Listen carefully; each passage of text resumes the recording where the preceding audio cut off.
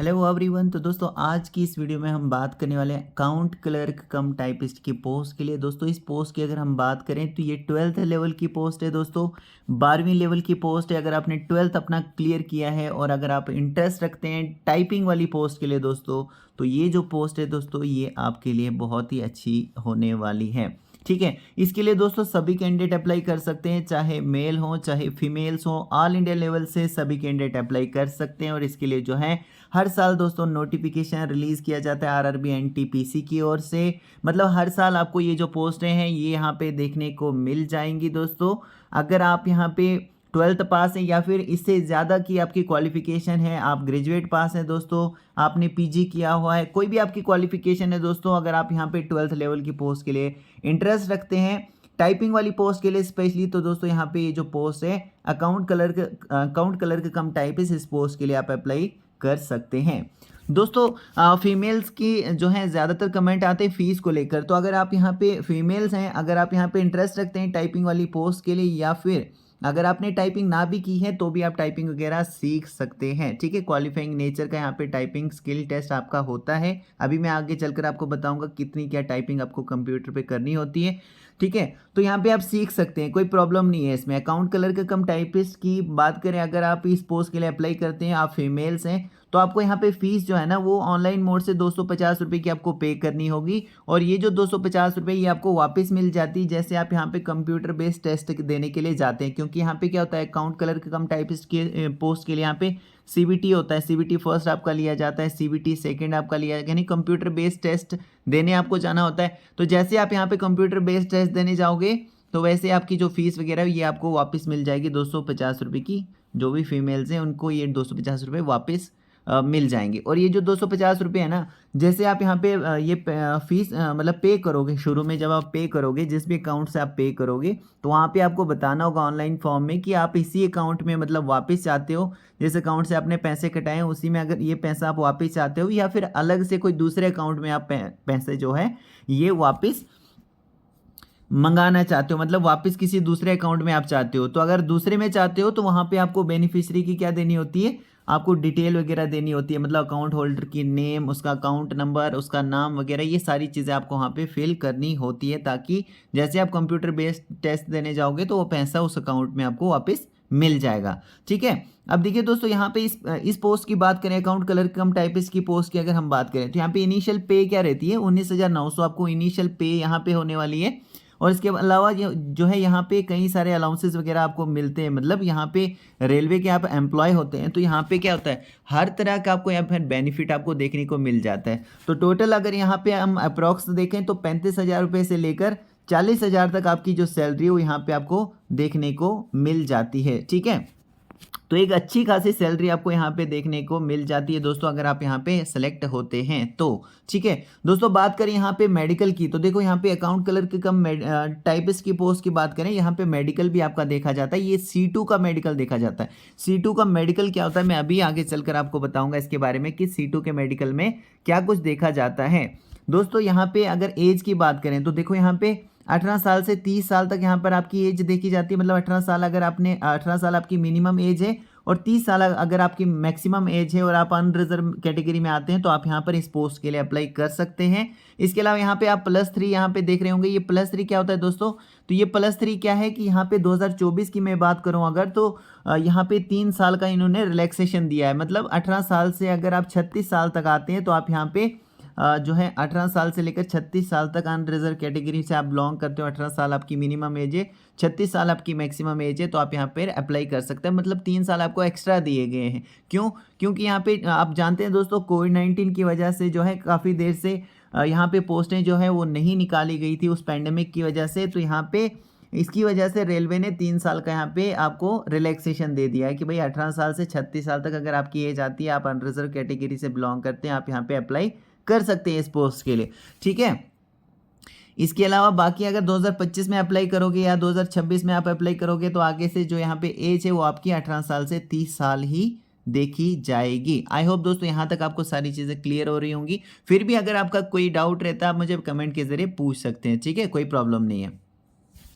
अब देखिए दोस्तों, C2 के मेडिकल स्टैंडर्ड में क्या बताया गया है, C2 का मेडिकल स्टैंडर्ड में बताया गया है कि भाई एक तो आप फिजिकली फिट होने चाहिए, मतलब हर तरह से आपको कोई प्रॉब्लम नहीं होनी चाहिए, आप फिजिकली फिट होने चाहिए। दूसरा, दूर की नज़र अगर हम देखें तो 6/12 नील विद या फिर विदाउट ग्लासेस होनी चाहिए। और नियर विजन की बात करें, मतलब पास वाली नज़र की बात करें, तो SN 0.6 कंबाइंड विद या विदाउट ग्लासेस यहाँ पे होना चाहिए, जहाँ पे रीडिंग या फिर क्लोज वर्क जो है रिक्वायर्ड रहेगा। यहाँ पे रेस्पेक्ट नहीं है, गलती से यहाँ पे टाइप हुआ है। तो यहाँ पे नियर विजन में क्या है, SN 0.6 कंबाइंड विद या विदाउट होना चाहिए ग्लासेस, जहाँ पे रीडिंग या फिर क्लोज वर्क जो है रिक्वायर्ड रहेगा।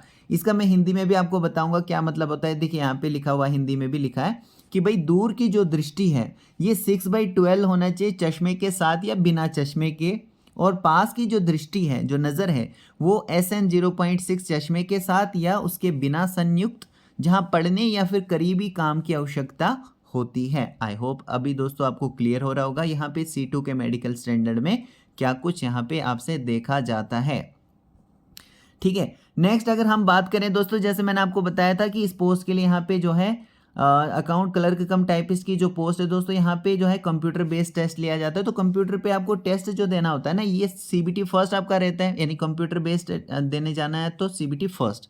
उसके बाद जब आप शॉर्टलिस्ट किए जाते हैं, CBT फर्स्ट आपका क्लियर हो जाता है, क्वालिफाई हो जाता है, फिर आपको यहाँ पे शॉर्टलिस्ट किया जाता है CBT सेकेंड के लिए, कंप्यूटर बेस्ड टेस्ट जो सेकेंड रहता है।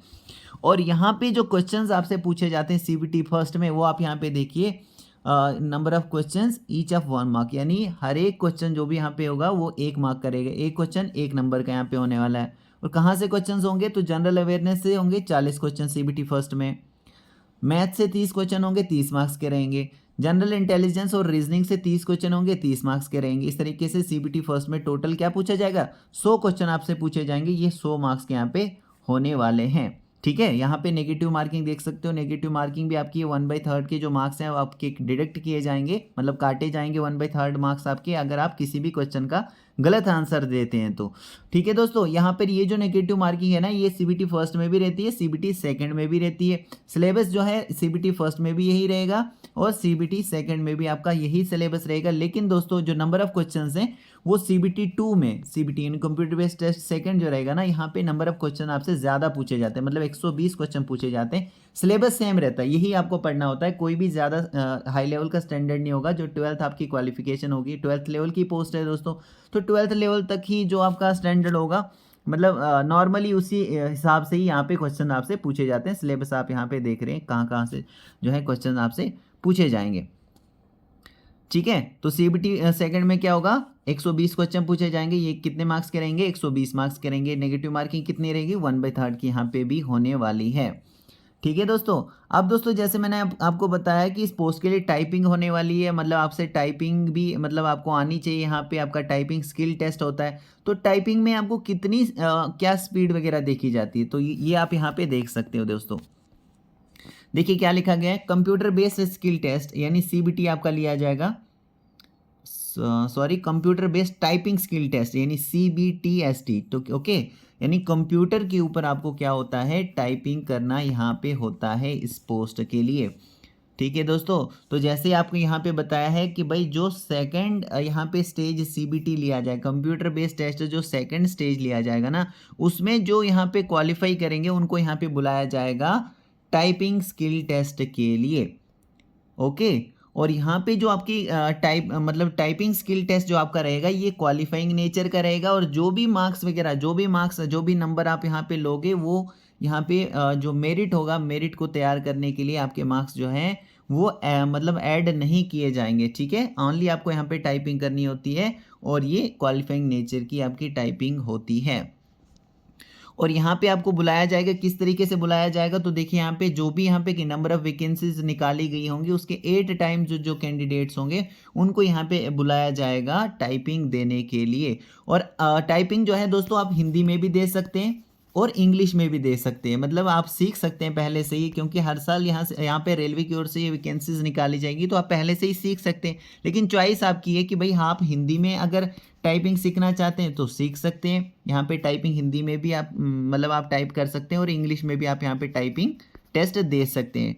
ठीक है, टाइपिंग आप कर सकते हैं, हिंदी में भी कर सकते हैं, इंग्लिश में भी कर सकते हैं। अगर आप यहाँ पे चूज़ करते हैं कि भाई आपको इंग्लिश में टाइपिंग करनी है तो इंग्लिश में आपको जो स्पीड है वो दोस्तों 30 वर्ड पर मिनट करके आपको लिखना होता है, 30 वर्ड पर मिनट करके आपको कंप्यूटर पर टाइप करना होता है। और अगर आप हिंदी चूज़ करते हैं तो हिंदी में आपको 25 वर्ड पर मिनट, 1 मिनट में मतलब 25 वर्ड आपको लिखने होते हैं। इस तरीके की आपकी स्पीड होनी चाहिए और बिना एडिटिंग और स्पेल चेक फैसिलिटी के। यहाँ पे देखिए without editing and spell check facility, तो इस तरीके से आपको यहाँ पे टाइपिंग करना होता है बिना एडिटिंग के और स्पेल चेक फैसिलिटी के आपको हिंदी या फिर इंग्लिश में टाइप करना है। और इसके अलावा यहाँ पे बताया गया है इन्होंने दोस्तों यहाँ पे लिखा है कि भाई जो भी यहाँ पे हिंदी के लिए मतलब हिंदी में जो भी यहाँ पे देना चाहेंगे टाइपिंग स्किल टेस्ट, उनके लिए यहाँ पे बताया गया है कि यहाँ पे कृति देव और मंगल फॉन्ट आपको मिलेंगे। ठीक है, यही 2 फॉन्ट्स आपको यहाँ पे कंप्यूटर के ऊपर मिलेंगे, अवेलेबल होंगे। तो इसलिए दोस्तों जब भी आप यहाँ पे टाइपिंग वगैरह सीख रहे होंगे तो आप कृति देव और मंगल फॉन्ट में ही सीखिएगा अगर आप हिंदी में टाइप करना चाहते हैं, क्योंकि आपको यहाँ पे जो एग्ज़ाम है अगर आप इस पेपर को निकालना चाहते हैं, क्योंकि हर साल ये पोस्ट जो है रिलीज़ की जाएगी। तो अगर आप इंटरेस्ट रखते हैं इस पोस्ट के लिए, ये वाली जो टाइपिंग वाली पोस्ट है इसमें अगर आप इंटरेस्ट रखते हैं दोस्तों, तो आपको यहाँ पे हिंदी में अगर आप टाइप करोगे तो इन्हीं 2 फॉन्ट्स में आप सीखिएगा, कृति देव और मंगल फॉन्ट में सीखिएगा, क्योंकि यही 2 आपको एग्जामिनेशन में फॉन्ट्स अवेलेबल होने वाले हैं। इसके अलावा यहाँ पर इन्होंने बताया कि जो पीडब्ल्यूडी में आते हैं और जिनकी मतलब परमानेंटली जो डिसेबल हैं ड्यू टू ब्लाइंडनेस या लो विजन, सेरिब्रल पल्सी या लोकोमोटर डिसेबिलिटी है, 40% से ज़्यादा की आपकी परमानेंट डिसेबिलिटी है, मतलब है 40% परमानेंट डिसेबिलिटी है, नॉट लेस देन 4, तो 40% परमानेंट डिसेबिलिटी, इससे कम नहीं होना चाहिए। तो ऐसे कैंडिडेट जो हैं यहाँ पे मतलब उनको यहाँ पे टाइपिंग वगैरह नहीं करनी है, लेकिन उनको अपनी जो सर्टिफिकेट है ना वो अपलोड करनी है। ठीक है, तो आपको यहाँ पे सर्टिफिकेट आपको अपलोड करनी है, देख सकते हैं यहाँ पे upload a scan copy typing skill test exemption certificate आपको अपलोड करनी है, जो issued by competent medical board in the website of respective. तो टाइपिंग से पहले ही आपको ये जो सर्टिफिकेट है ना एग्जाम्पशन सर्टिफिकेट, ये आपको अपलोड करनी है। तो ये पीडब्ल्यूडी वालों के लिए बताया गया है कि जिनकी यहाँ पे डिसेबिलिटी है नॉट लेस देन 40%, वो यहाँ पे मतलब उनके लिए ये माफ़ है दोस्तों, लेकिन आपको सर्टिफिकेट जो है टाइपिंग स्किल टेस्ट से पहले जो है आपको अपलोड करनी है। उसका फॉर्मेट यहाँ पर एनेक्सर VE में दिया हुआ है, फॉर्मेट किस फॉर्मेट में आपको अपलोड करनी है। आई होप दोस्तों यहाँ तक क्लियर हो रहा होगा। इसके अलावा दोस्तों बात करें अगर इन पोस्टों के अकाउंट क्लर्क कम टाइपिस्ट की पोस्ट, तो ये आपको हर साल रेलवे की ओर से जुलाई से लेकर सितंबर के महीने में कभी भी, जुलाई में भी आ सकता है इसका नोटिफिकेशन और सितंबर में भी आ सकता है, इसके बीच में भी आ सकता है। ठीक है, कभी भी आ सकता है। तो अगर आप इंटरेस्ट रखते हैं तो आप पहले से ही प्रिपेयर होके चल सकते हैं।